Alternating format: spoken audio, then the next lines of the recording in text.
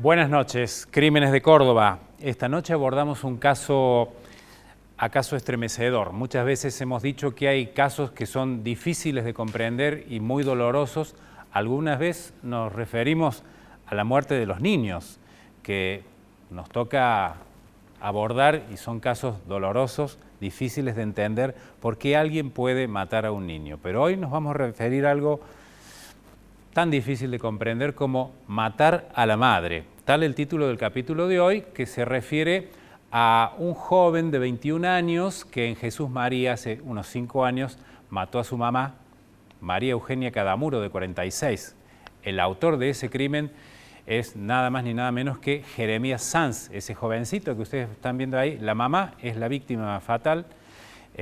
¿Cómo se puede explicar, cómo se puede abordar un caso que habitualmente lo hacemos desde el costado judicial, más allá de la calificación legal que tiene, homicidio calificado por el vínculo materno-filial, por femicidio, por violencia de género y por alevosía, la persona que mata sobre seguro para sí con una persona, una víctima indefensa. Eso es la alevosía. Lo que tratamos de mostrarles en el programa de hoy es este crimen de un hijo hacia su madre. ¿De qué manera lo podemos abordar? Difícilmente le encontremos una explicación.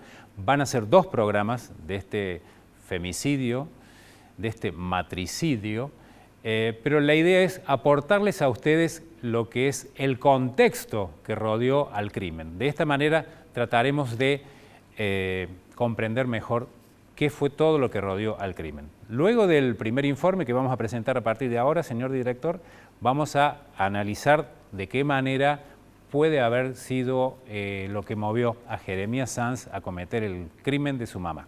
Adelante, señor director, por favor.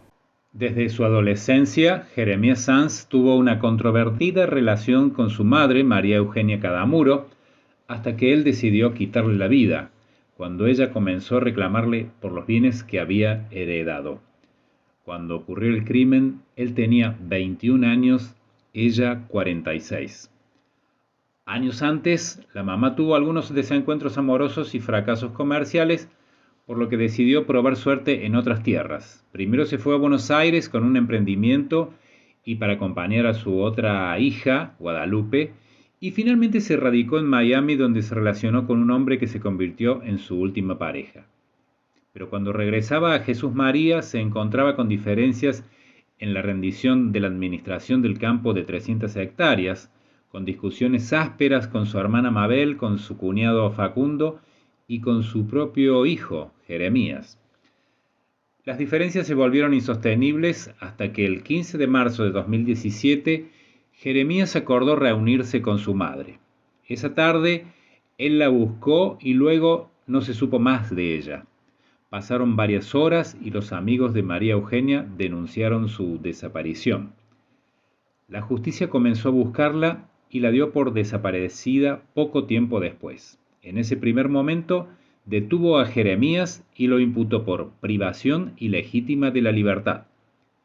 Durante 3 meses la búsqueda fue intensa, hasta que el 16 de junio se supo que María Eugenia estaba enterrada en un campo ubicado al norte de Jesús María. Junto al cadáver se halló evidencia que comprometía a su hijo, Jeremías, quien quedó imputado por homicidio calificado.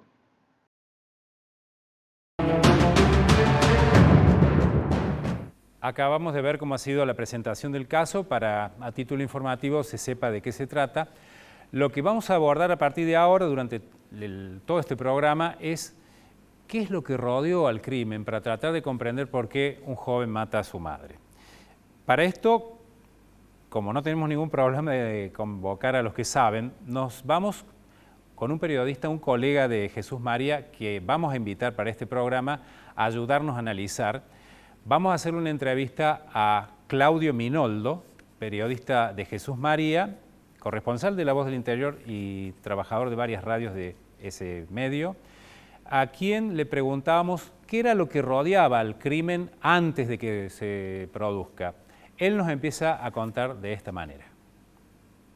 María Eugenia Cadamuro, en realidad, se va de Jesús María después de unos fracasos, si se quiere, amorosos, y empieza a buscar su destino por fuera de la ciudad de Jesús María, tratando de reencauzar su vida. Hizo algunos proyectos gastronómicos en Buenos Aires, y en definitiva le termina saliendo una oportunidad nueva de reinicio de su vida en los Estados Unidos de América, en Miami principalmente, claro, que es donde empieza a tomar dimensión de que su historia patrimonial en Argentina se empezaba a complicar, y en particular en Jesús María, y es cuando decide retomar las riendas de su herencia, y a partir de eso empezar a ver cómo hacía para recuperar un equilibrio que desde su punto de vista se había perdido, ¿no? Con su desaparición de la Argentina, que, desaparición querida por ella, ¿no? ¿Y qué trata de hacer ella cuando viene acá y se encuentra con algunas dificultades? Claro, seguramente. Se topa con, la primera dificultad con la que se topa, digamos, es que su familia le hacía, y digo yo, le hacía creer, porque realmente ella en algún momento lo creyó, de que estaba inhibida en la AFIP, no sé, en algún organismo supra, para tener cosas a su nombre. Por los fracasos económicos que había tenido. Sí, por los fracasos económicos que había tenido. Entonces, no, mira, vos estás inhibida, entonces no te vamos a poner la parte de la herencia a tu nombre, porque te la van a terminar quitando. Entonces, se la vamos a pasar directamente a tus hijos. A los dos hijos, obviamente, a Guadalupe y a Jeremías. Y bueno, ella se da cuenta que en realidad esto era parte de una maniobra, digamos, para saltearla en la herencia, y iba a terminar perdiendo, digamos, lo que en definitiva le habían dejado sus padres, tanto su papá como su mamá, que era una fracción de campo de alrededor de 300 hectáreas. Y cuando uno habla de 300 hectáreas, sí, 300 hectáreas producidas quizás no generan lo mismo que el valor inmobiliario que tienen 300 hectáreas, ¿no? Y es por eso que ella vuelve a la Argentina con la intención de decir, bueno, a ver, yo retomo esto y hacemos una sociedad con mis hijos, de la cual yo soy la presidenta, pero que quede claro, digamos, que esto es mío y que yo tengo la generosidad de compartirlo con mis hijos, no antes del tiempo que corresponde. Para ir puntualizando las motivaciones que rodean un matricidio, una diferencia temprana en el contacto entre madre e hijo. Ella se va, vuelve y se encuentra con estas dificultades con su hermana, con su cuñado y con su hijo, que empiezan a plantearse. Después de la pausa vamos a ver cuáles son esas dificultades y esos enfrentamientos que luego derivan en el crimen.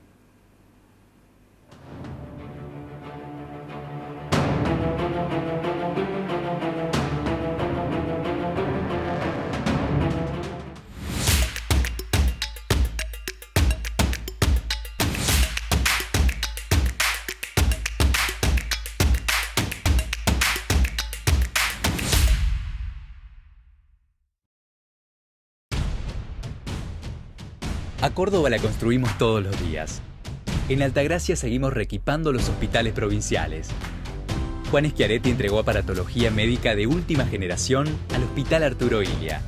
Con una inversión histórica de 12.500 millones de pesos, seguimos mejorando la salud pública de los cordobeses. Gobierno de la provincia de Córdoba. Entre todos hacemos. ¿Necesitas entenderte con tu vecino o vecina? Elegí Mediación, Centro Público de Mediación Comunitaria del Defensor del Pueblo de la provincia de Córdoba. Atención gratuita de lunes a viernes de 10 a 16. Comunicate por WhatsApp al 351-739-6264.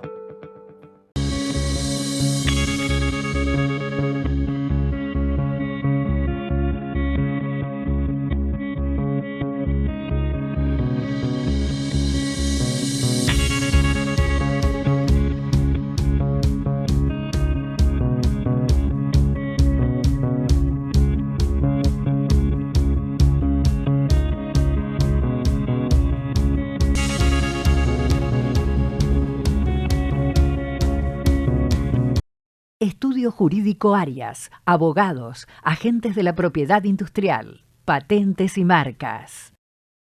De Allende, Gianotti, Aguirre Mosquera y Longobardi, abogados especialistas en derecho penal económico. A la hora de defender sus derechos, elija un profesional de confianza y avalada trayectoria. Juan Fernández Salé, 30 años en la defensa penal. Este programa cuenta con el auspicio de la Asociación de Magistrados y Funcionarios Judiciales de la provincia de Córdoba. Estudio Ortiz Pellegrini y Asociados. Derecho penal, penal económico, asuntos administrativos, constitucionales, civiles y comerciales, contenciosos administrativos y de familia. Antes la basura llegaba hasta las veredas de las casas, nos inundaba con la basura y el olor. Y ahora estamos bastante agradecidos con el intendente, ya que tenemos una plaza muy buena para los chicos, para el barrio. Esta plaza cambió el barrio. Esto era un baldío, todo lleno de mugres, muy bueno como ha quedado y bienvenido sea para los niños. Esto fue un abandono completo en gestiones anteriores y hoy en día los niños pueden disfrutar y tener de una plaza, de un playón, de una canchita de fútbol. Gracias, Martín, por no olvidarte de estos lugares. Córdoba Capital, cada día mejor. Gestión Martín Yayola. Alasia es noticia. Un resumen indispensable con lo que tenés que saber al iniciar el día. Alasia es noticia. Periodismo para la gente. Por Continental. Gente de radio.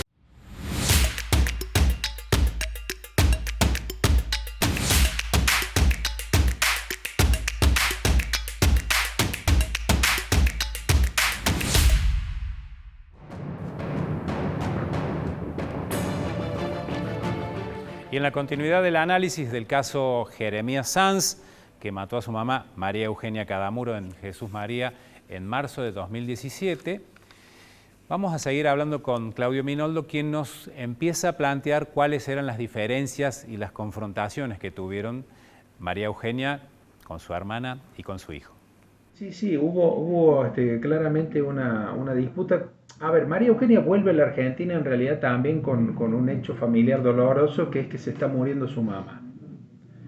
Le avisan que su mamá se está muriendo, entonces una de las cosas que hace cuando viene a la Argentina es darle, digamos, la merecida y debida despedida a su madre, cosa que por suerte puede hacer. Pero claro, en el tiempo en el que ella viene, resulta que claro, de los bienes que eran hereditarios empieza a notar que no tienen ni llaves, ni lugares, ni espacios. En algún momento comparten un tiempo una propiedad con su hermana mayor.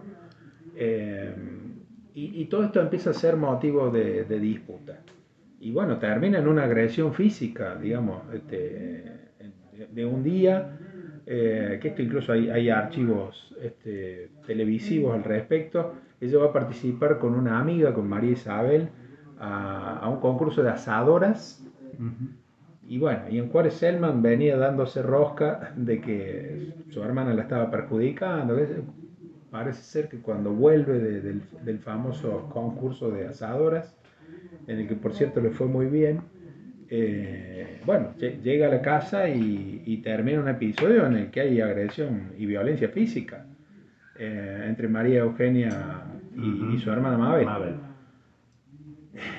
Y la verdad que termina incluso la pareja de Mabel, Facundo González, participando del episodio, y termina interviniendo un vecino que vivía frente a la casa. Bueno, todo esto termina obviamente con una exposición judicial, con una orden de restricción de acercamiento, y terminó por enfriar una relación que, según refieren los que conocieron a estas hermanas, fue compleja siempre.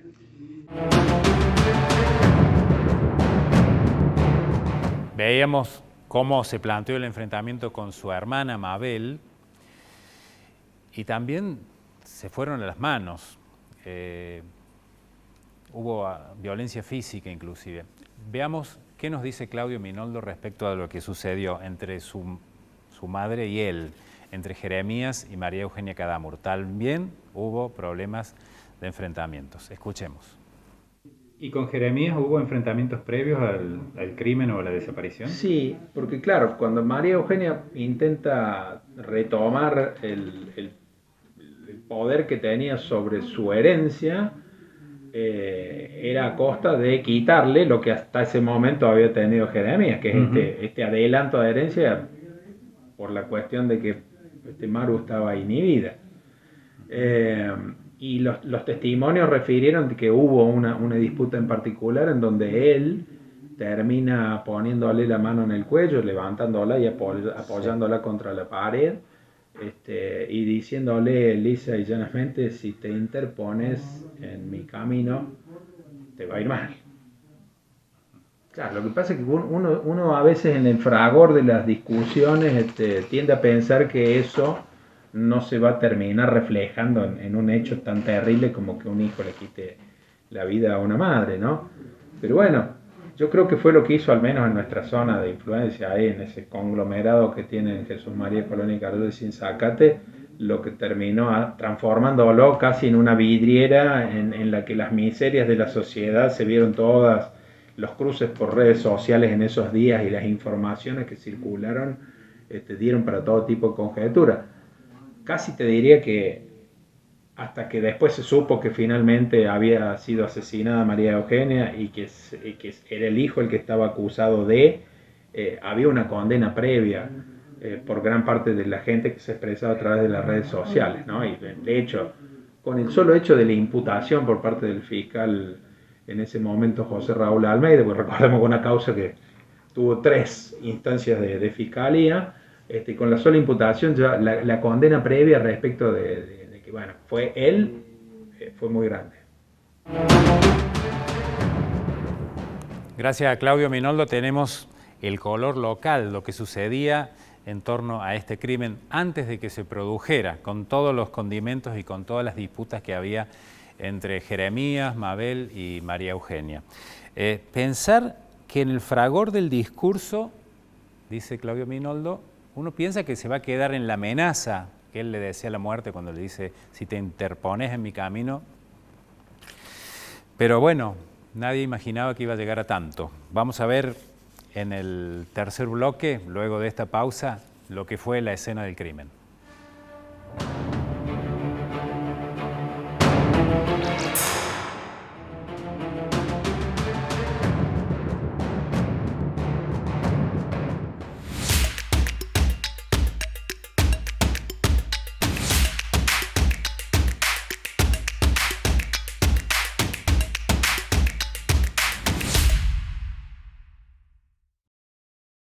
¿Necesitas entenderte con tu vecino o vecina? Elegí Mediación, Centro Público de Mediación Comunitaria del Defensor del Pueblo de la Provincia de Córdoba. Atención gratuita de lunes a viernes de 10 a 16. Comunicate por WhatsApp al 351-739-6264.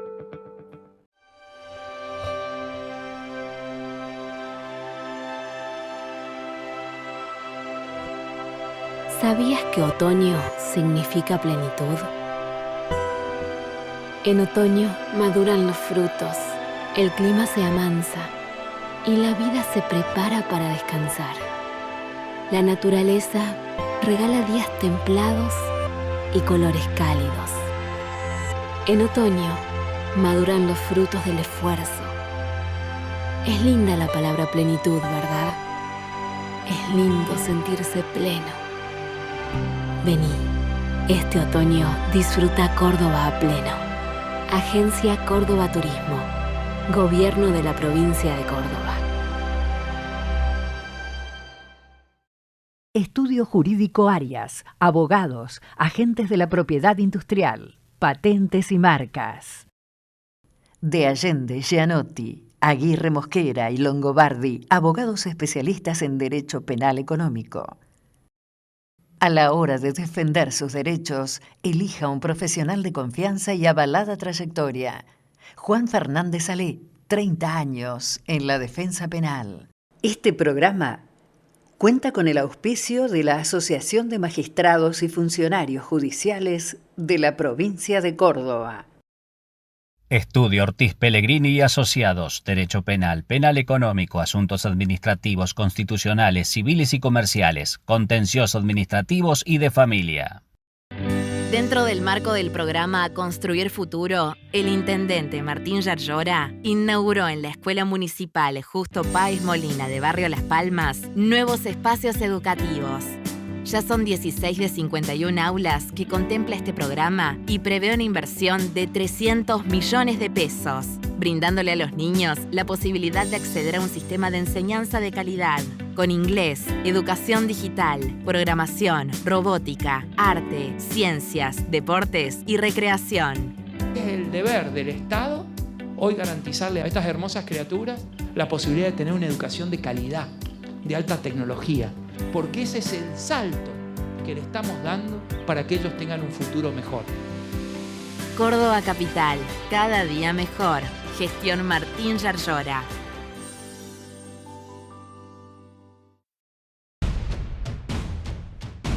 A Córdoba la construimos todos los días.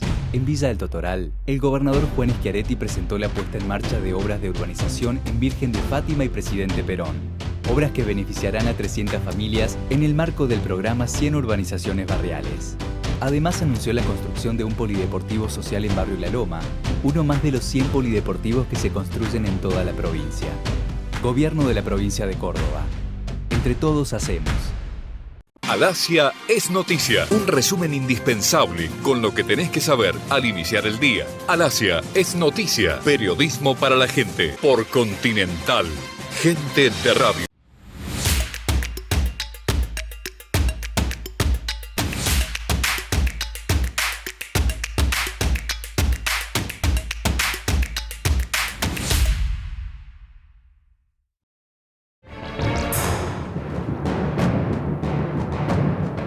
Bueno, continuamos con el desarrollo de este programa de Crímenes de Córdoba, Matar a la Madre, el asesinato o el femicidio de María Eugenia Cadamuro a manos de Jeremías Sanz, un joven que en su momento tenía nada más que 21 años. Él pasa a buscarla, la lleva en su camioneta, según la reconstrucción de los hechos, a un campo en el cual decide asesinarla.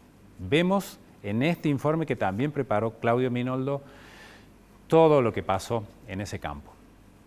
De 3 meses se buscó con insistencia dónde estaba María Eugenia Cadamuro. Lamentablemente, la mañana del viernes 16 de junio, la policía halló el cuerpo en estado avanzado de descomposición en un campo situado en Villa Gutiérrez, a unos 85 kilómetros al norte de la ciudad de Córdoba y a 35 kilómetros de Jesús María. El periodista Claudio Minoldo nos relata lo que sucedió en ese campo. El campo se llama La Susanita, los propietarios son la familia Esbiglio y en este lugar, es lo que vamos a denominar Zona Cero, es el lugar en donde el 16 de junio del año 2017 apareció oculta, enterrada y muerta María Eugenia Cadamuro. Lo que queremos mostrar en forma sencilla en este campo, La Susanita, es cómo pueden haber ocurrido los hechos de acuerdo a lo que narró y que fue incorporado como último testimonio a este juicio Nicolás Ricci. Entonces vivía con Jeremías Sanz en la casa de Sinzacate y según dice Nicolás Ricci, todo ocurrió aquí en este campo. Pese a que Nicolás le decía, vos estás loco de la cabeza, estás enfermo, dice que en este lugar, en este islote que vemos aquí, ayudó a Jeremías a envolverla, primero a embolsarla con unas bolsas de consorcio, después envolverla en la famosa manta bicolor, gris y negra, que del otro lado era lisa, que tenía cosidos rombos, y la suposición, porque a esta altura, si nosotros vemos aquí hacia la derecha, era imposible que ingresen con un vehículo porque aquí había un maíz que para esa fecha, marzo del 2017, debe haber estado en 1,50 m, 1,60 m de altura. La suposición entonces es que desde el islote 1 finalmente trasladaron a María Eugenia, no en camioneta, sino cargándola uno por cada punta, hasta el otro árbol que vemos ahí, el segundo islote, que es el famoso algarrobo, muy cerquita de la sombra de ese algarrobo. Finalmente habrían cavado el pozo en el que fue oculta y enterrada María Eugenia. Y hemos llegado finalmente a lo que denominamos Zona Cero. Aquí a la izquierda mía está todavía parte del pozo que habían cavado, no se sabe en qué tiempo, si fue el jueves por la mañana, estamos hablando del jueves 16 de marzo, un pozo que tiene una extensión de aproximadamente 2 metros por 1 metro y que tenía por lo menos 1,50 m de profundidad, en donde, bueno, finalmente terminaron enterrando a María Eugenia. ¿Por qué descubrió el policía Pedro Ibarra, que trabajaba en el Departamento de Investigaciones de la Departamental Cordón de Policía, que en este lugar podía estar María Eugenia? Bueno, sencillamente porque el pozo se ve que no había sido rellenado lo suficiente, y con alguna lluvia posterior entre el 15, 16, 17 de marzo de 2017 y la fecha en la que apareció María Eugenia, viernes 16 de junio del 2017, la tierra se había ido un poco para abajo, es decir, estaba como hundido el territorio. Según cuenta el expediente, el policía Pedro Ibarra encontró a María Eugenia alrededor de la hora 14:15 del día anterior al hallazgo que se hizo público del 16 de junio. Es decir, que más o menos a las 15 del 15 de junio, aquí, cuando empezaron a cavar, a poco de cavar, se toparon con un pie y la zapatilla de María Eugenia. Un homicidio alevoso, un homicidio en donde la víctima estaba indefensa, no tenía ninguna posibilidad de defenderse, porque ya vamos a hacer un paneo de 360 grados para mostrar que aquí no hay casas cercanas, no hay cascos de estancias cercanas. Realmente ingresar desde la ruta 60 hasta aquí es un trabajo que solamente alguien que conocía la noche y que conocía probablemente el delito podría haber hecho.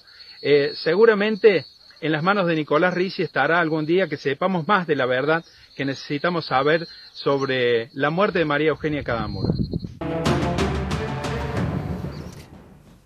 Con ruido de grillos en el medio del campo, este relato estremecedor de Claudio Minoldo, que nos puso ahí, en ese lugar donde ocurrieron los hechos, donde ocurrió el crimen y donde trataron de ocultar el cadáver. Es estremecedor realmente lo que sucedió allí. En este programa hemos tratado de reconstruir el hecho y de comenzar a dar algunas de las explicaciones que pretendemos ocurran para entender algo de por qué alguien mata a la madre. En el próximo programa, dentro de 7 días, los espero para ver el juicio a Jeremías Sanz y, bueno, y seguir tratando de hallar explicaciones de esto inexplicable, matar a la madre. Buenas noches.